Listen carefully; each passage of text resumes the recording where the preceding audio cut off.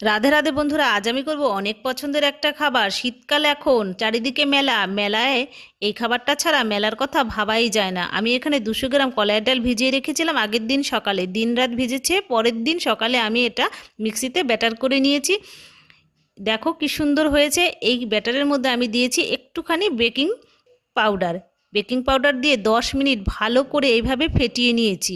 দেখো কতটা হালকা হয়ে গেছে, বোঝাই যাচ্ছে, আর একদম সাদা ফকফকে হয়ে গেছে। একটা বাটিতে জল নিয়ে আমি ব্যাটারটা একটু দিয়ে দিলাম, দেখো ভাসছে। তাহলে আমার ব্যাটারটা কিন্তু একদমই রেডি এখন। এবার একটা কাপড় নিয়ে ছোট কাপড়ের মাঝে ফুটো করে আমি ব্যাটারটা দিয়ে দিলাম। দেখো এভাবে দিয়ে নিচ্ছি। এবার কাপড়টাকে এভাবে আমি মুড়িয়ে নিয়েছি।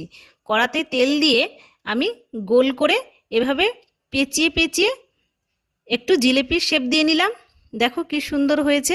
আর দিতে দিতে কিভাবে ফুলে উঠেছে আমার। সবগুলো কিন্তু হয়ে গেল। এগুলো কিন্তু আমি বানাচ্ছি জিলেপি কলাইয়ের ডাল দিয়ে। আর কলাইয়ের ডালের জিলেপি খেতে কিন্তু দারুণ লাগে বন্ধুরা, একবার করে খেয়ে দেখো, খুবই ভালো লাগবে। আর এবার আমি শিরা বানিয়ে নিয়েছি চিনির। শিরাটা কিন্তু তোমরা ভালো করে বানিয়ে নেবে। শিরাতে বানিয়ে আমি চুবিয়ে 5 মিনিট রেখে তুলে নিলাম।